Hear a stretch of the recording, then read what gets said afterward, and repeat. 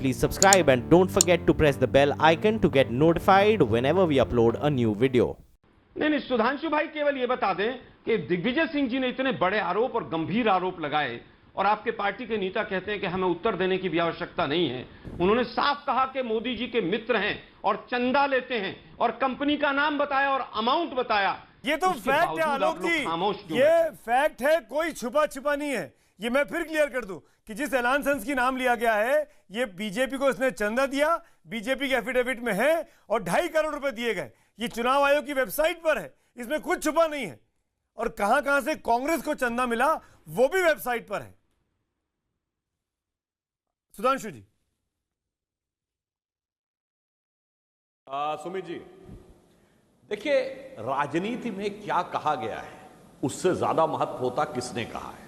जब वक्तव्य श्री दिग्विजय सिंह का हो, जो अपरिमित अंतर्ज्ञान से संपन्न एक ऐसे दिव्य पुरुष हैं जिनके पास ऐसी शानदार और अनजान सोर्सेस से सूचनाएं रहती हैं।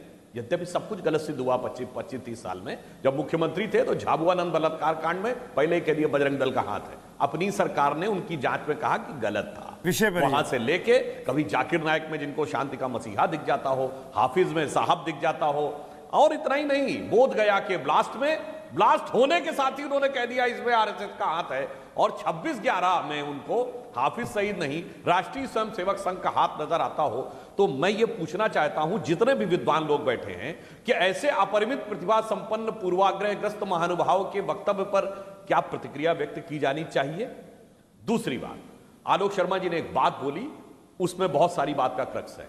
उन्होंने कहा कि भारतीय जनता पार्टी की सरकार में कभी कोई कानून नहीं बना। बिल्कुल आपने सही कहा, सारे कानून तो कांग्रेस के जमाने में बने हैं गो हत्या को रोकने के।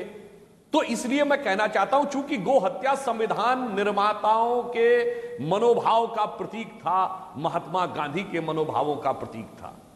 तकनीकी आधार पे हम ये कहेंगे गोमांस पे प्रतिबंध लगा, किसी भी प्रकार का गोमांस का प्रतिबंध नहीं हो सकता है। और हम ये कहते हैं व्यक्तिगत आधार पे कि किसी भी प्रकार की बीफ खाना बहुत अच्छी बात नहीं है, परंतु किसी को रोका नहीं जा सकता। जैसे हम और आप सब यहां बैठे हुए हैं, सब हर व्यक्ति ये मानेगा कि शराब पीना गलत है, पर क्या शराब का कारोबार नहीं होता क्या? बात यहां पे है कि क्या लीगल है क्या इलीगल है। हम जागरूकता फैलाकर जो चीज है उसको कम से कम करना चाहिए। जागरूकता उत्तर प्रदेश में फैलाते हैं, जागरूकता हमने उसको राजस्थान में फैलाते हैं, गोवा में सरकारी आलोक जी, सुधांशु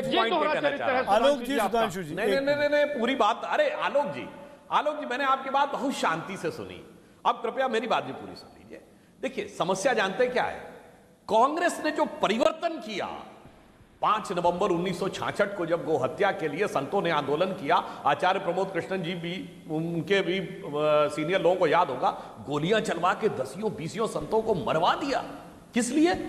कि साहब वो गो हत्या के लिए। वहां से यू टर्न शुरू हुआ, क्योंकि 20 साल हो गए थे, गांधी जी की लीगेसी धीरे धीरे विरासत खत्म होती नजर आ रही थी। और उसके बाद कांग्रेस ने जो अपने 23 राज्यों में अगर कानून बना है तो वो कांग्रेस के राज्यों में बना है। आप एक राज्य में बता दीजिए 10 साल में प्रतिबंध लगाया हो। आलोक जी, सुधांशु जी, एक मिनट। आलोक जी, सुधांशु जी, एक मिनट। आलोक जी, सुधांशु जी, एक मिनट,